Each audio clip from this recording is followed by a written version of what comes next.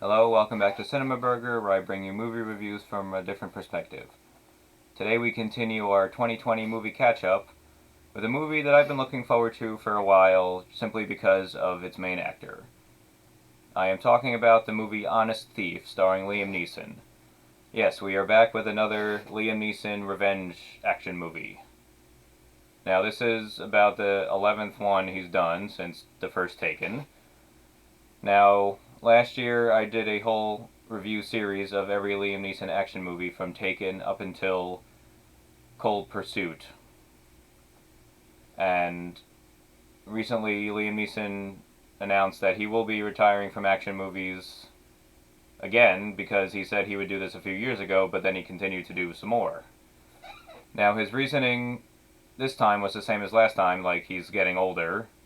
As of right now, Liam Neeson is 68 years old. He's going to be 69 in, I think, like a few months, he said. And he said, like, it's getting a little ridiculous because I'm fighting people half my age in these movies, which makes sense. The last couple of movies, he does get his ass beat a lot, especially in, like, The Commuter. But, he said he has one or two more, like, in production that he's going to do, and then I think he'll stop the action movies. He said he would like to do more Star Wars, or go back to doing, like, being Zeus like he was in Clash and Wrath of the Titans. So, let's talk about Honest Thief. Now, if you read my review series in the past, you know I reviewed these Liam Neeson movies by certain things, and that is Liam Neeson would have a particular set of skills, he has a very American sounding name, he's reluctant to use his skills to stop somebody,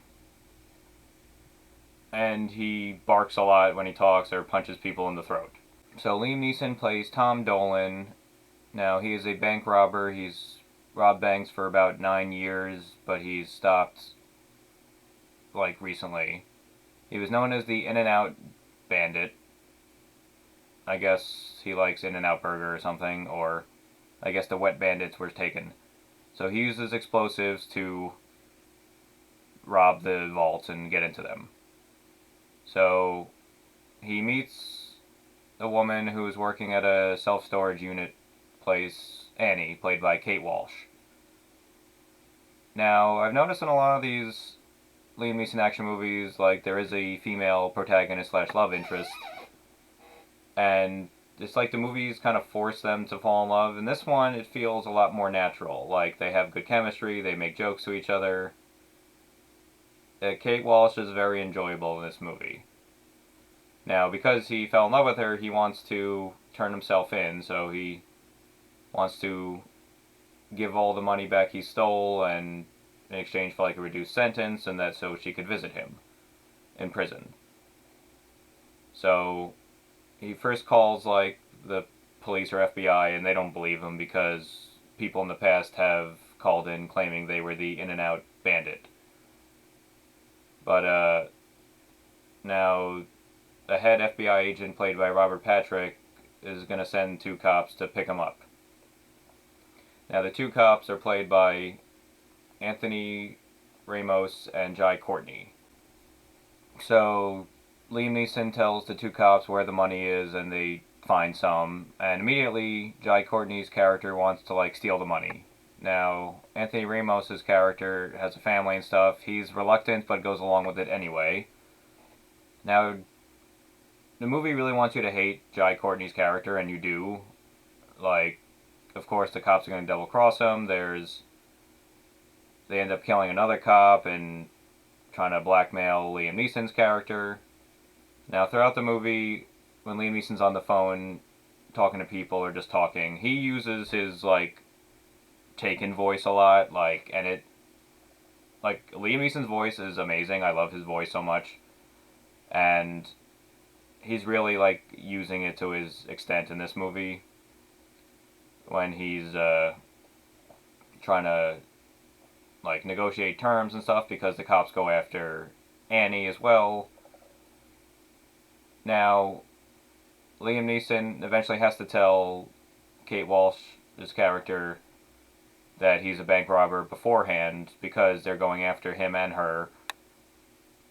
And Like, originally he was just gonna tell her this, that he was a bank robber and that he's going to jail, and she was just gonna be cool with it, because, like, they've been dating for a year or so, so he was hoping that she would just go along with this. Like, I feel like any normal person or non-movie person would, like, oh, you're a bank robber, I'm leaving you now. But the fact that Annie's life is now in danger because of the cops going after her, and Liam Neeson, I mean, Tom Dolan has to, like, save her, that's why she's, like, cool with everything. There's one point in the movie where Annie's on the run and Tom Dolan says, like, she's like, why did you call me on a cell phone? You should use a payphone. Like, this movie takes place in Chicago, which is a major city. But if this movie takes place in present day and Chicago is anything like New York City, you're not going to find a payphone anywhere. Payphones don't exist really anymore. So that really just stuck out in my head when he said that. It's like, you can't find payphones now. They don't exist. Now, yeah, Liam Neeson gets in a couple of fistfights with the cops and stuff, but doesn't really do any neck punching. Now, his character was a former Marine, but he was a demolitions expert. So, yeah, he has some training, but he doesn't use it a lot. That could be the fact that, yes, Liam Neeson is 68 now, so, yeah, he's still beating up people half his age, kind of, but not really. Now, this movie does have, like, a very predictable plot. It's like, oh, there's dirty cops, they're gonna go after the main character's love interest, and, like, there's the one good cop that believes him, and yes, that does happen, but for whatever reason, I was, like, totally invested watching this. I really enjoyed the characters. There is a clear villain hero in these movies, and they make it clear, and they make it clear who they want you to root for and root against. Now, Anthony Ramos' character, he's the other cop, he starts having doubts because he thinks Jai Courtney is going too far with this, which he is, because Jai Courtney killed a cop, played by Robert Patrick, and then Robert Patrick's partner has to, like, piece everything together and stuff like that. Like, Anthony Ramos' character has a family and stuff, and he feels bad and everything, so he kind of helps Tom Dolan out, like, get to the help him clear his name and stuff. So, like, you really want Jai Courtney's character to get his comeuppance at the end, and they do it in a pretty clever way where you want to see him, like, suffer. I mean, he doesn't really, but he gets a just ending. Now, a lot of this movie is also Liam Neeson, like, not doing a lot of physical stuff, but, like, he uses his voice, and he has a lot of conversations on the phone that really use his voice to the effect of things like Taken. So how does this stand up to the other Liam Neeson action movies, and how does it stand up as a movie overall? In terms of a Liam Neeson action movie, it's not the best. He doesn't do a lot of physical fighting and things like that. The movie itself is kind of predictable, and it's familiar territory, but the performances, the acting performances really sell it in terms of the chemistry with Liam Neeson and Kate Walsh. The cop characters, Anthony Ramos and Jai Courtney. And, like, they make you care about the characters, and you want to see justice prevail, which is the point of a movie. Like, you want to be invested in a movie and care about the characters, which I feel this movie makes you feel. This movie won't be remembered, though. It's not a very memorable movie, but while you're watching it, you'll enjoy it. It's not very high up on the Liam Neeson action revenge movies, I would say. It's kind of lower at the bottom. Like, it's better than Taken 2, I thought, which is not very enjoyable because that was not very good. I don't know, I'd give Honest Thief I'd give like a 2.5 out of 5 burgers, because, like I said, you won't remember it in like a year, but while you're watching it, you'll enjoy it.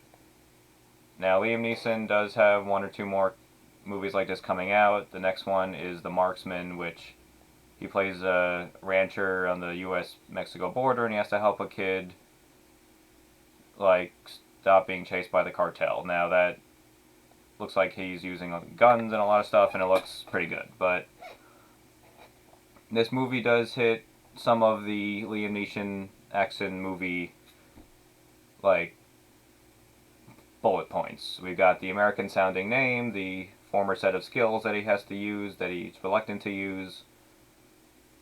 He doesn't do a lot of neck punching or fighting as much, but he does a lot of the barking talk a little bit in this movie, so it hits about half of them. So, we'll see what the future brings for Liam Neeson. I hope he does return for the Obi-Wan Kenobi series on Disney Plus. I still want to see Liam Neeson, be a movie star, because he is a good actor. But maybe his throat punching and revenge plot days are finally coming to an end. Alright, so I'm CinemaBurger, and I'll see you next time.